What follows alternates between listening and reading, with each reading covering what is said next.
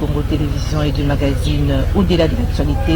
Merci de nous suivre. Nous recevons ce soir Monsieur Christopher Ngoi. Il est coordonnateur général de la société civile de la RDC. Bonsoir Monsieur Christopher Ngoi. Bonsoir Madame. Alors, merci d'avoir répondu à notre invitation. Le chef consulte pour arriver à une union sacrée. Et vous, de la société civile, vous avez été consulté par le chef de l'État. Donc, vous êtes de ceux-là qui soutiennent ces consultations. Oui, écoutez, le chef de l'État l'a dit dans son presse du 23 octobre du mois dernier.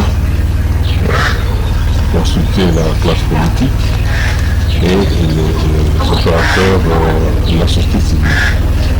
Et nous avons reçu l'invitation, nous sommes allés, nous avons répondu présent.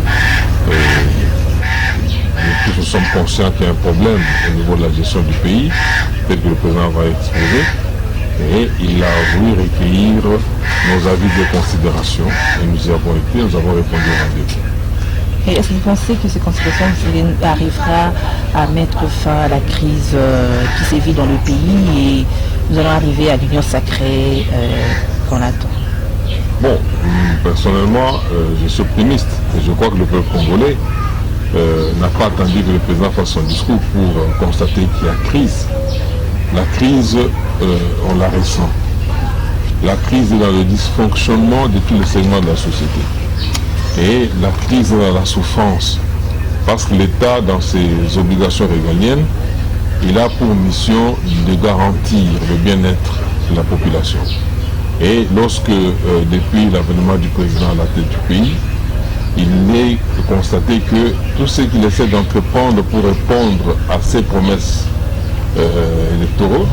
électorales, ça pose problème. Donc il y a ses partenaires dans la coalition qui voient ça de mauvais œil, qui voudraient le soumettre ou l'obliger à échouer lamentablement. Comme ça, nous, peuple, nous aurions comme référence à dire que voilà, nous préférions même de revoir M. Kabila à la tête du pays, parce qu'avec lui c'était relativement moins cuisant qu'avec Félix. Voilà ce qu'ils sont en train de se prendre. Et ils l'ont dit, ils ne cessent de le répéter. Et pour ce faire, c'est nous, le peuple, qui en pâtissons. Pourquoi? Parce que quand ils veulent couler Félix, et ils veulent plomber, ils veulent anéantir toutes ces promesses. Et les bénéficiaires de tout cela, c'est nous, peuple. Et si cela nous est empêché d'accéder, donc c'est nous qui souffrons. Et la souffrance aujourd'hui, elle est perceptible. L'État est pratiquement privatisé par un groupe d'individus qui veulent prendre tout le peuple, toute la nation en otage. Et tous les avoirs de l'État se trouvent aujourd'hui entre les comptes des individus. Et du matin au soir, ils nous chantent que voilà, l'État est pauvre, il n'a même pas les moyens d'organiser des élections, ainsi de suite. Mais entre-temps, il y a des riches. Nous voyons ce qu'ils étalent comme opulence. Il y a des bateaux qu'ils construisent, des très gros bateaux qu'ils mettent dans l'eau et tout ça. Pendant que l'État n'a rien, n'a plus de moyens. Donc sa capacité qu'il avait est réduite à zéro aujourd'hui. Alors, ces gens qui sont entrés au pouvoir, dont la Constitution demande qu'avant l'exercice des fonctions publiques, il faut déclarer ses biens. Et ils ont fait semblant de déclarer, mais entre-temps, ils se sont enrichis ostentoirement. Et ils n'hésitent pas à étaler cette richesse. Et ce n'est pas que cela. Au-delà de ça, sur le plan politique, la Constitution nulle part ne prévoit qu'un ancien président qui a l'avantage d'être sénateur à vie entreprenne encore soit membre d'un parti politique ou autorité morale d'un regroupement politique et qu'il entreprenne des activités politiques. Ce n'est pas prévu par la Constitution, mais nous les vivons dans notre pays. Alors, la consultation, moi je pense que c'est une manière pour le président de la République, d'abord d'informer l'opinion, le peuple souverain, là où il en est, ce qu'il a constaté. Et de deux, recueillir ces avis et considérations et exposer après tout ceci les grandes résolutions qu'il devrait prendre et que le peuple devrait normalement soutenir. Et je vois que c'est la voie royale, c'est la voie la moins onéreuse, c'est la voie la moins risquée. Alors, M. Christopher Ngoyi, à vous entendre parler, après ces consultations, il y aura un véritable changement par rapport à tout ce que vous avez décrié, par rapport au social de la population. Donc, ces consultations vont tout changer. Moi, je crois. Parce que déjà, le président a initié, il a lancé l'idée de l'union sacrée de la nation. Et si aujourd'hui, il y a une structure, une instance de cohérence globale qui permet aux ouvriers, aux paysans, aux entrepreneurs, aux militaires, aux policiers, aux professeurs d'université, aux étudiants, aux jeunes désœuvrés, c'est tout le monde qui leur permet de prendre en main leur destin dans une conjonction d'expertise et d'entreprise. Et je crois que ça nous permettra de sortir de la crise. Union sacrée avec des gens qui ont déjà géré ce pays, qui étaient à la commande de ces pays, est-ce que ça va marcher? Moi, je crois que gérer, ce n'est pas mauvais. C'est quand on a géré, on a appris. Qui était déjà directeur général d'entreprise. Oui, on a appris, il y a eu des erreurs. Et si on est équilibré mentalement, on peut s'améliorer. Mais si mentalement on est déséquilibré, bon, on va perpétrer ce qu'on a connu, ce que tout le monde a dénoncé. Et je crois qu'ils consultent ceux qui ont géré, qui sont censés receler d'une grande expérience dans la gestion des affaires publiques, et ceux qui n'ont pas géré, qui n'ont pas encore d'expérience, mais qui sont des hommes ressources, oui, qui sont sur le plan moral, qui ont une intégrité et mettre ensemble cette dynamique avec des principes clairs, avec autour des valeurs bien étiquetées. Je crois que ça peut permettre au pays d'amorcer une nouvelle marche. Cette fois-ci, ça va marcher, il n'y aura pas d'échec, il n'y aura plus des erreurs du passé. Alors, prenons les réactions ou les déclarations de certaines personnalités qui ont été consultées par les chefs de l'État. Vous allez commenter leurs déclarations. Nous prenons par exemple le président du CENSA, Olenga Ngoyi, qui estime que Joseph Kabila et Félix Tshisekedi doivent se dire la vérité, sinon nous allons faire du surplace. Qu'est-ce que vous en pensez? Bon, moi je crois que, je ne sais pas ce que mon ami le président Olenga cherche. Joseph Kabila et le président de la République, Félix Antoine Tshilombo, se sont déjà rencontrés plusieurs fois. Et j'aimerais que l'on sache, ça n'a rien changé, ça n'a rien apporté. Et si le président de la République en est arrivé à dire à la face du monde que, écoutez, il y a un problème, il a exposé ce problème, il y a un malaise au niveau de la coalition. Mais écoutez, il est mieux placé pour le dire. C'est lui qui constate la crise. Il a constaté la crise et il l'a dit clairement. Donc, M. Olenga ne voudrait pas que le président s'en remette au souverain primaire. Il voudrait que lorsqu'il y a crise, que le président aille voir M. Kabila. Je vous ai dit ici qu'il est sénateur à vie. Et les dispositions de la Constitution ne lui permettent plus d'exercer, de jouer un rôle politique actif en tant que président d'un parti politique et de surcroît autorité morale d'un parti politique. Il est sénateur. Alors, maintenant, M. Olenga veut dire qu'il n'y a pas un président de la République. Il y a deux. Alors, à chaque fois, nous, peuple souverain, nous devons nous soumettre aux caprices de M. Kabila qui croit que le pays se sent bien légitime. C'est pas par rapport à l'accord. Quel accord? L'accord est prévu à quel endroit dans la Constitution? On ne connaît pas le contenu. L'accord n'est pas prévu par la Constitution de notre pays, à moins qu'on invente. Et s'il y a eu accord, si ce sont des dispositions, des arrangements en privé, alors ça ne peut pas impacter la gestion publique des institutions.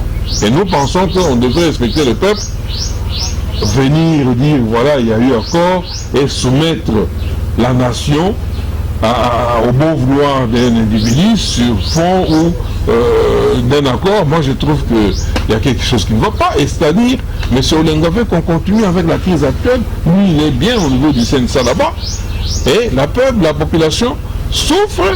Il y a de plus en plus de chômeurs qui n'arrivent pas à trouver du travail, et les routes continuent à s'abîmer, et il y a un sabotage généralisé. Si vous regardez de près, vous trouverez que tous les responsables à la SNEL, ils essaient de tout faire pour qu'il y ait des coupures intempestives, qu'il y ait quasi obscurité partout, que le courant ne soit pas disponible. C'est fait à dessein. Je pèse même mes mots. Celui qui a la régie des eaux, il fait pareil. Tout simplement parce que ces gens-là sortent d'un même moule. Et on prend le peuple pour qui on le prend en otage. Et aujourd'hui, si c'est lui qui est au sommet de l'État revient vers nous, pas parce qu'il veut parler, non, c'est parce qu'il reconnaît néanmoins qu'il y a un souverain primaire quelque part, au regard de l'article 5, c'est le peuple qui a la toute première souveraineté, et il s'est adressé à ce peuple pour dire qu'écoutez, vous m'avez confié des responsabilités, et je vous ai fait des promesses, mais je constate que maintenant là je suis bloqué. Et il vient vers nous. Et il y a des mécanismes il propose des mécanismes pour sortir de ce blocage. Et nous voyons des gens qui veulent, qui allèguent qu'il y a des dispositions de la Constitution qui ne peuvent pas lui permettre de dissoudre, qui ne peuvent pas lui permettre de requalifier la majorité au niveau de l'Assemblée nationale. Donc pour eux, la Constitution telle qu'elle a été taillée, elle a été taillée de manière à suivre ce schéma-là, c'est-à-dire à soumettre la nation au dictat, à la volonté de ces individus-là. Et là, ils veulent nous pousser, malheureusement, pousser le peuple à user de l'esprit et disposition de l'article 64 de la Constitution. Et faites attention. Ces consultations, M. Christophe Ngoyi, va décevoir beaucoup, qui attendent le partage du gâteau. Nous allons sortir de ces consultations avec des blessures.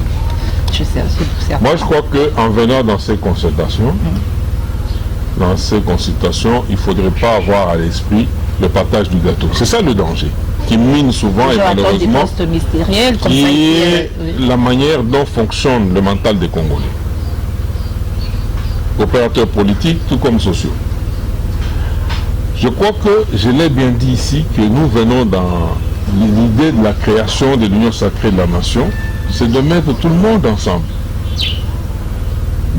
d'avoir un même cap, de fixer un même cap, et que dans tous les rouages de la nation, que nous soyons tous portés vers un même objectif. J'ai parlé de la cohérence globale, j'ai parlé de la cohésion, qui font défaut aujourd'hui.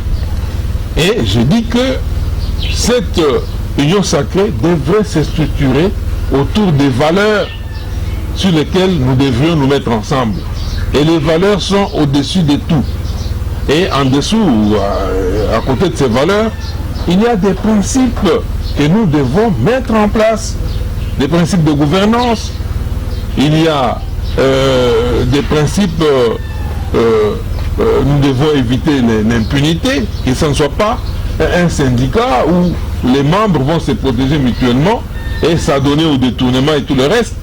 Il y a des dispositions de lutte contre la corruption, et que celui qui tombe malencontreusement sous le coup de ces antivaleurs-là, eh bien, il est interpellé dans les dispositions prévues par la loi, et personne ne va intervenir, même lui en âme et conscience.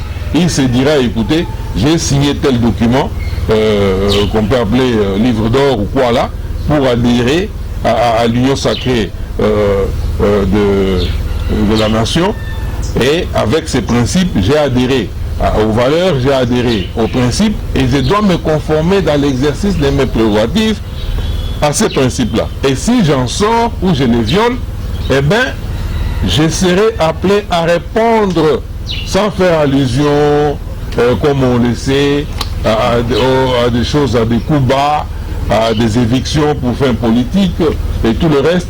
Ça, nous n'en voulons pas. Et nous l'avons dit, au président de la République hier. Et nous, en tant que société civile, nous pensons que c'est beaucoup plus autour des principes, autour des valeurs, que cette union sacrée va se structurer.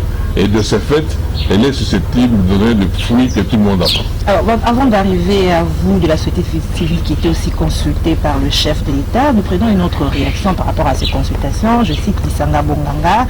Pour lui, la vraie consultation passera par Tshisekedi, Kabila, Fayulu sous la médiation internationale. N'est-ce pas vrai aussi? Non, moi je crois que il y a des intellectuels mais qui sont en train de délirer quelque part. Ils sont en train de délirer. Le problème qui est là, il est clair. Fayulu, ce n'est pas une institution. Et le président de la République seul est une institution. Et il n'y a pas deux présidents de la République, encore moins trois. Il n'y a qu'un seul président de la République. Il faut qu'on se mette d'accord sur ça. Et aujourd'hui, le problème tel qu'il se présente, il est bien identifié. On ne peut pas délirer. On ne peut pas commencer à toucher de gauche à droite. Voir des intellectuels qui réfléchissent, des intellectuels qui réfléchissent de cette manière, bon, c'est désolant. Moi, je crois que le président de la République, dans son discours du 23 octobre dernier, il l'a dit clairement. Il a circonscrit la crise. Oui, il y a crise, il a circonscrit la crise. Et puis, il a même évoqué des pistes d'en sortir. Et travaillons sur ces pistes, donnons des réponses idoines à tous ces questionnements. Et nous allons sortir bel et bien de la crise. Et si nous voulons créer encore d'autres, dire que voilà, il faut une situation de telle, sous la médiation de la communauté internationale, alors moi je crois qu'on est en train de délirer. Et puis on ne fait pas confiance, on ne respecte pas le peuple congolais. Voilà, M. Christopher Moukri, je rappelle que vous êtes coordonnateur de la Société civile de la République générale de la Société civile de la République démocratique du Congo. Vous avez été reçu par les chefs de l'État. La société civile demande la dissolution du Parlement et de l'Assemblée nationale et puis la réqualification de la majorité. Dissolution du Parlement, est-ce que dit la Constitution? Ou la réqualification de la majorité. De la majorité. Oui, c'est une option, mais qui n'est pas plausible. Pourquoi? Parce que depuis que le président de la République a parlé, on a vu le rappel des troupes du côté de M. Kabila. Il montre à la face du monde que ces députés-là, ces sénateurs, ce ne sont pas les élus du peuple, ce ne sont pas les représentants du peuple, mais ce sont ces... comment on dit des Sengoulou. Mais il craint aussi le débauchage. Il craint le débauchage. Bon. Et il craint le débauchage. Non, quel débauchage. Ces gens-là sont élus du peuple. C'est le peuple qui les a élus. Ils sont là, la seule mission, le seul rôle qu'ils jouent dans cette assemblée-là, c'est de représenter le peuple. C'est tout. Il n'y en a pas deux. J'entends d'aucuns dire que voilà, ils ont signé la disposition du règlement intérieur de l'Assemblée nationale et ils sont dans des regroupements. Ce ne sont pas des... Pourquoi on organise des élections? Pourquoi les partis politiques ne devaient tout simplement pas se réunir et puis dresser des listes pour dire voilà nos députés puis déposer? Pourquoi cet exercice c'est dépenser autant d'argent en allant vers le souverain primaire, en organisant le scrutin pour que les gens s'expriment, chacun avec son bulletin qui dépose en l'urne? C'est parce qu'il y a bel et bien un souverain primaire. Mais vous trouvez aujourd'hui, les institutions sont animées par des personnes de mauvaise qualité et ces institutions sont vides. Ne peuvent pas jouer leur rôle. Alors que l'État agit à travers les institutions. Et les acteurs dans les institutions-là posent problème, madame. Posent problème. Et vous demandez la dissolution de l'Assemblée nationale, est-ce que les conditions sont réunies? Quelles conditions? À part la mort, parce que les gens meurent ici chaque jour. Pour arrêter ça, pour renvoyer ces gens-là auprès du souverain primaire de la population pour dire que moi, écoutez, on va refaire les choses et que ça s'est fait un peu partout ailleurs. Ça s'est fait. Pourquoi? Que dit la Constitution? Essayez un peu d'expliquer par rapport à la dissolution du Parlement. La Constitution dispose que si on constate une crise persistante entre le gouvernement et l'Assemblée nationale, oui, on peut dissoudre. Et entre-temps, il y a l'article 69 de notre Constitution qui dispose que c'est le président, parce que c'est là où des gens se trompent.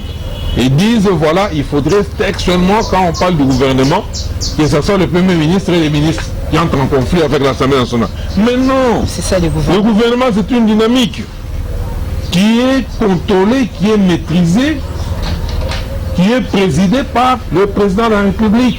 Et le président de la République joue le rôle.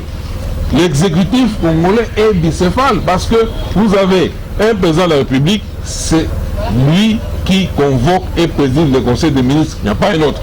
Si le Premier ministre le fait, c'est par délégation de pouvoir. Et lorsque il y a conflit aujourd'hui, nous entrons dans un cas de figure synergéris qui fait que même les législateurs n'avaient pas prévu ces cas. C'est genre, c'est ce contexte. Vous avez un président, oui, qui est en même temps, qui préside en même temps le Conseil des ministres, qui les convoque et qui les gère, et qui entre en conflit avec l'Assemblée nationale. Aujourd'hui, le courant ne passe pas, ce n'est pas à démontrer entre le président de la République et le président de l'Assemblée nationale. Et dire qu'il n'y a pas de crise, qu'on continue avec ça, c'est-à-dire on continue avec le blocage. Le pays n'est pas géré. Il n'y a plus Conseil des ministres. En ce moment, il y a l'Assemblée nationale. La seule, alors, il faut organiser d'autres élections. Au lieu de nous limiter aux fluctuations politiques, mais rentrez devant le véritable détenteur du pouvoir. Pourquoi vous vous méfiez du peuple? L'article 5 de la Constitution dispose que c'est lui, bien et bien lui, le souverain primaire. Rentrez devant lui. Lui va redistribuer les cartes. Et sa volonté va se cristalliser au niveau des institutions. Il faut organiser des élections. Il n'y a pas de moyens. Est-ce la CENI actuelle est crédible, disponible? Arrêtez cette chanson-là, madame. Arrêtez cette chanson. La CENI qui est là, elle est légale. Elle assume les affaires courantes. Aujourd'hui... Mais elle a été critiquée, elle a été critiquée, oui. Nous disons, oui, il y a eu raison. Et Nanga, c'est Kabila qui l'avait désigné. Nous disons aujourd'hui, pendant qu'il est là, il va travailler il est de Kabila. Entendons-nous bien. Nous allons mettre autour de lui, c'est ce qui lui a manqué, Nanga.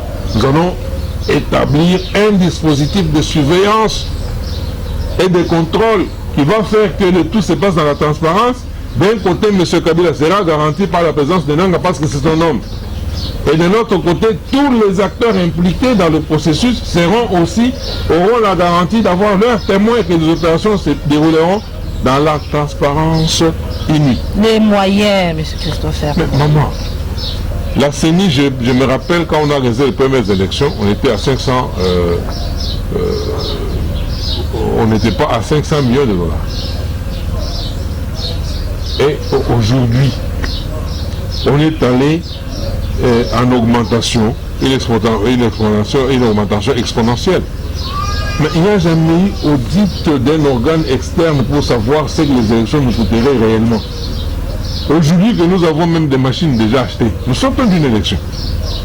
Sur le plan logistique, c'est-à-dire après ces élections-là, tout ce qu'il y avait comme véhicule de la CENI, tout ce qu'il y avait comme groupe électrogène, tout ce qu'il y avait comme urne, vous voulez me dire que ces choses-là se sont volatilisées. Les machines à voler que vous avez qualifiées. Oui, ces machines-là, elles restent machines, on peut les inspecter. J'ai bien dit un dispositif fiable de sécurisation et de surveillance. On peut y arriver avec les mêmes machines. C'est comme le téléphone ici. On peut prendre ce téléphone, on y met un logiciel espion. Ce téléphone va commencer à vous espionner. Il va commencer à donner des valeurs erronées. Mais toujours le même téléphone ici, on le formate, on enlève tout ça, on le remet, il devient un téléphone normal. Quoi de mal? Mais au cas où on organisait les élections et les choses s'est passées toujours que de la même façon et que la majorité c'est toujours le FCC, qu'adviendra-t-il? Vous pensez en ce moment ici qu'avec la gestion des FCC pendant plus de 18 ans, nous allons rentrer auprès de la population et la population, les Congolais ici qui meurent de faim. Mais on a vu en 2018, ils ont eu madame, plus de tricherie. Vous voulez me dire qu'un même corps électoral, dans les mêmes temps de circonstances et des lieux, puissent au même moment, sur le même bulletin, voter, sanctionner à la présidence, ils sanctionnent M. Kabila. Et au niveau du scrutin législatif, ils plébiscitent ces poulains. Ça n'a pas de sens. Alors, réqualification de la majorité, c'est aussi votre demande, votre souhait. Est-ce que ce sera par quel mécanisme? Et en plus, est-ce que le FCC et Kabila va se laisser faire? Monsieur Christopher Ngoyi, réqualification de la majorité, votre demande. Kabila la réqualification, c'est une option. Moins contraignante, moins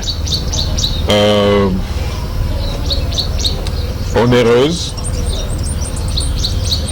que la dissolution.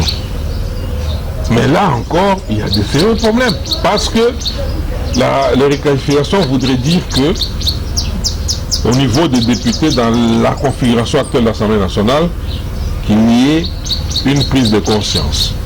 Qu'ils se disent, écoutez, en dernier ressort, nous sommes les élus du peuple. Nous ne pouvons servir que le peuple nous a élus et non l'autorité morale ou un gourou quelque part. Alors, à ce moment-là, ils reviennent à la raison. Ils adhèrent à la nouvelle vision et se consacrent à servir le peuple, rien que le peuple. À ce moment-là, il se dégagerait une nouvelle majorité qui irait dans le sens à former un gouvernement responsable et qui entreprendrait la gestion autrement. Mais dans tout ça, on a vu M. Kabila se réveiller, rappeler tout ça, il ne va pas se laisser faire. Et c'est lui qui ne va pas se laisser faire. Rappeler toute sa troupe, sortir même des dispositions de la Constitution, lui garantissant le sénateur à vie, la fonction de sénateur à vie, et entreprendre maintenant politiquement. Et tout ça, c'est une violation de la Constitution. Et nous disons encore là que c'est une option moins onéreuse, moins contraignante, et qui est aussi plausible, mais qu'il faudrait exploiter. Mais si de l'autre côté, on constate qu'il y a levé des boucliers, on bloque tout ça, retenez, madame, que nous n'allons pas laisser le pays continuer à fonctionner comme il fonctionne maintenant. Vous allez faire quoi? Là, par exemple, je n'aimerais pas dévoiler le secret. Hein? Il n'y a pas de secret. Moi, en tant que Congolais, tel que je suis là, je me dis, moi, je n'accepterai pas ça. Et je sais que, on regarde l'engouement suscité par la pétition. Plus de 96 000 signatures. Ça s'est passé où? À Kinshasa? À Kinshasa et partout les provinces, il y a encore d'autres signatures qui sont dans l'avion. Moi, je vous parle ici. Ils sont en train de venir ici. C'est pour vous dire qu'il y a eu un engouement. Et je ne vois pas tous ces Congolais-là accepter que la situation demeure, que M. Kabila demeure là, il tient d'un côté le levier et puis le président tient de l'autre côté le levier et nous sommes ballottés entre les deux et le pays est en train de sombrer. Nous disons non, nous allons faire usage de l'article 64 de la Constitution. Le peuple doit se prendre en charge. Oui, là, il n'y a pas d'autre choix. 96 000 signatures, ça représente quoi par rapport à la population congolaise? Madame, ça représente beaucoup. Il s'agit bien d'une pétition. Voir aujourd'hui 96 000 personnes à travers le pays qui signent, c'est-à-dire ils écrivent le nom, le numéro de téléphone et la signature, qui prennent un engagement de dire que, écoutez, nous ne sommes pas d'accord avec cette Assemblée nationale, on doit la dissoudre, il faudrait que le président quitte la coalition FCC cache, il faudrait, et ces gens-là s'exprimer ouvertement. Ce n'est pas un peu du genre. Aujourd'hui, nous sommes pris en otage par à peu près 500 députés. Avec tous les accompagnateurs et les supplétifs, c'est à peu près un groupe de 1000 personnes qui nous prennent en otage, qui prennent en otage plus de 100 millions de Congolais. Et vous allez dire que 96 000 signatures, ça ne représente rien par rapport à 1000 personnes. Non mais, je ne sais pas, nous sommes dans quelle logique? Vous insultez le peuple? Et je vous dis que s'il le fait... Ça, c'est pas résoudre une crise par une autre. Ah, mais ils voudront qu'on utilise cette voie-là. Ouais. Nous avons proposé 2 voies royales qui nous éviteraient la crise. Aujourd'hui, chaque Chouyadien qui meurt à l'Est, qui tire les ficelles, ils sont à Kinshasa ici. Il y en a même qui passent sur les médias pour menacer, insulter le peuple congolais. Parce qu'ils veulent quoi? Ils veulent avoir la nationalité par la force. Et puis disposer d'une partie du territoire national. Ça, c'est une insulte, on ne peut pas accepter ça. Tous les Congolais sont fâchés pour ça. Et il ne faut pas nous amener à l'extrême. Et nous voudrions que le pouvoir soit rendu, la possibilité de reconfigurer l'espace politique revienne au souverain primaire, tel qu'il est reconnu par la Constitution, son article 5, et le souverain primaire est assez responsable pour le faire. Mais si on lui prive cette possibilité-là, il va se prendre en charge. Voilà.